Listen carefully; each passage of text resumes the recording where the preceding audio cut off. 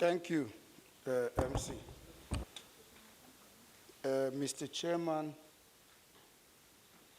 members of the distinguished committee, let me stand on the well-established protocol.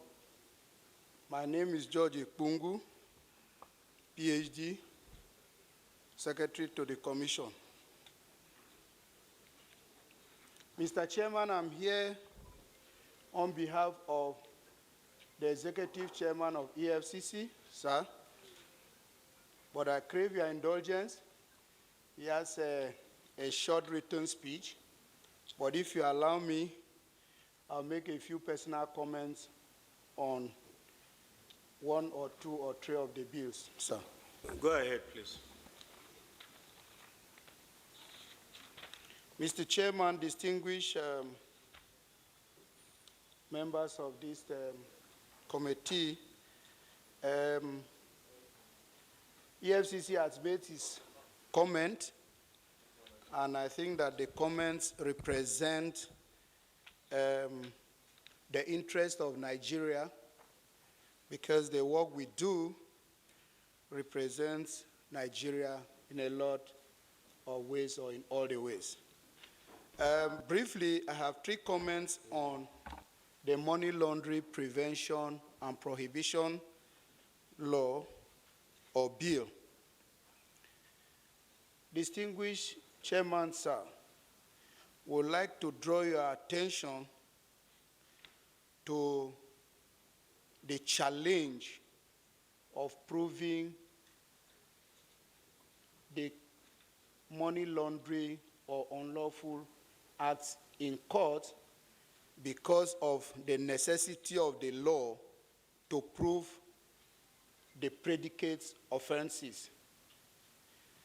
So, sir, we are proposing, I hope it's part of our memo, that notwithstanding the provisions of that section we seek to amend, which is subsection 6 of section 15 of the 2011 Act, it should be inserted that notwithstanding the provisions of that subsection 6, this section shall not be necessary to prove the specific or a specific unlawful act for the purpose of proving money laundering offenses under the Act. I think that is very important to us.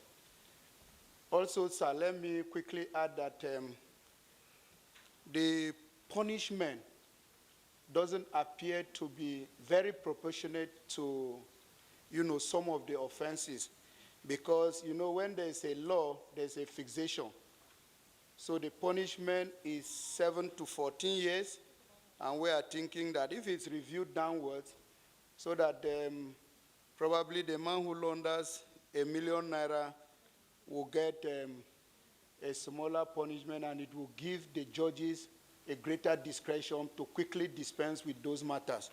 Because it's not the same thing if you are sending somebody to prison for 1 year, and if you are doing that for 14 years. Then the third part of that is also on the predicate offenses, also that same section 15.6.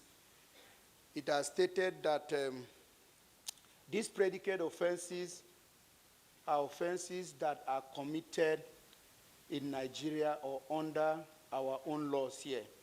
So we are seeking to, alter, okay. And then the proceeds of crime acts, I will not go into the issues which have been raised by the committee, or sorry, the commission. I will only mention two things for us to remember. The first one is that we should remember the government white paper on the reduction of the establishment of new agencies. I don't think creating a new one that will manage the process of crime is necessary. Secondly, sir, this one is like a caveat.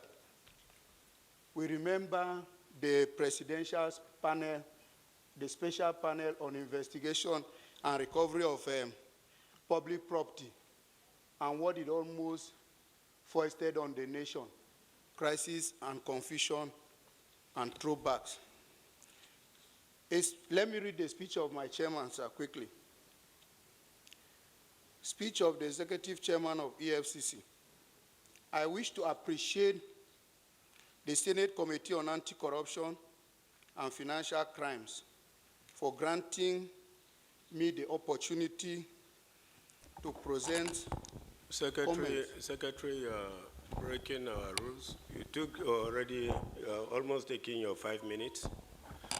I allowed you first to read the structured speech. Maybe that would have been better, but you veered off. Please.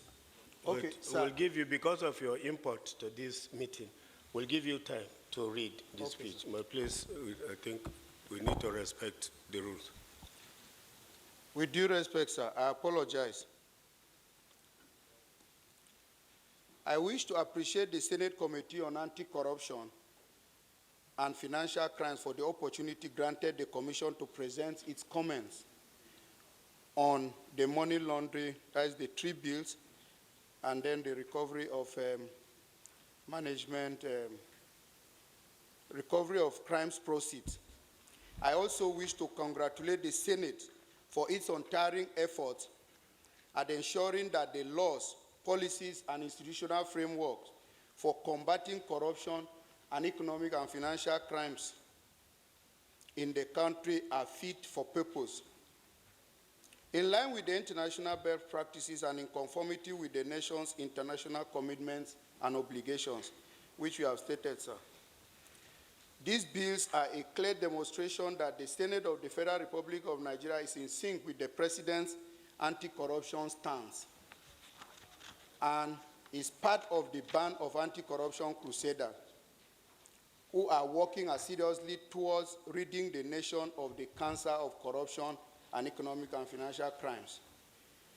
I say this because these anti-corruption legislations being reviewed today are such that, if passed into law, will go a long way to strengthen the national legal and institutional framework in the fight against corruption and economic and financial crimes. The EFCC, as an agency charged with the responsibility for the enforcement of all economic and financial crimes laws in Nigeria, is a major stakeholder in the anti-corruption and countering of finance of terrorism regime. This means that the Commission requires an effective anti-money laundering law to fulfill its mandate. To this end, and against the backdrop of our experience we acquired in the investigation and prosecution of money laundering and other economic and financial crimes, the Commission has painstakingly reviewed the 2 money laundering bills side by side with the aim of identifying which will best suit the context and interests of the nation in relation to combating money laundering. It is therefore with the highest sense of responsibility that we request the passage of SB 789. Our reason being that, SCUMO and retain it under the EFCC promotes efficiency in the conduct of government business, as it would leverage on existing structures and personnel. However, we have given comments on what the SCUMO represents. One of the bills for consideration at today's public hearing is the Proceeds of Crime Recovery and Management Bill, POCA, which is a legislation on forfeiture and management of assets derived from crimes and other unlawful activities. We also recommend for the passage of this bill into law because it will work to make crime unprofitable and serve as a deterrent to would-be offenders and deny criminals of the benefit of applying illicit assets towards the furtherance of future enterprise.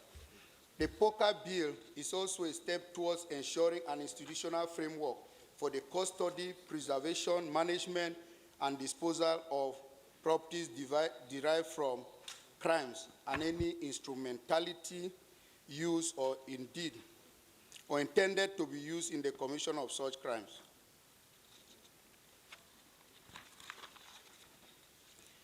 In the same vein, cultivating a national culture of transparency and accountability promotes good governance and is needed to combat corruption and economic and financial crimes.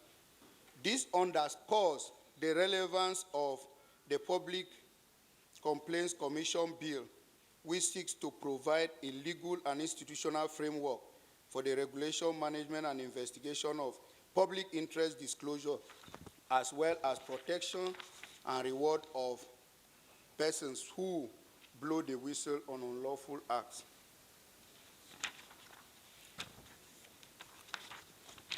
In conclusion, the Economic and Financial Crimes Commission commends the efforts of the Senate as a step in the right direction towards positioning our laws to better handle corruption and economic and financial crimes. We therefore wish to encourage the Senate to continue prioritizing institutional strengthening by enacting relevant legislations and amending existing ones to widen the scope of related duties, similar to what is obtainable in the American Parliament in relation to the FBI. We believe experience is the best teacher, which the Commission has acquired over the years. The Commission has also remained committed in anchoring and enhancing the prevention mandate, its prevention mandates through the activities of SCUMO more than in any other action.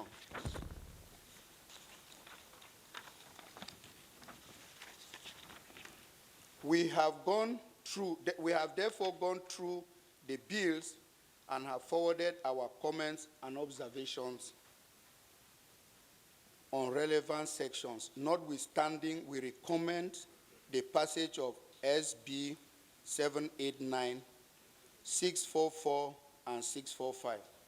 Thank you for the opportunity to address this upper house and for your time and attention. Thank you very much. Thank you very much. Thank you, Secretary. Please, you resume your seat.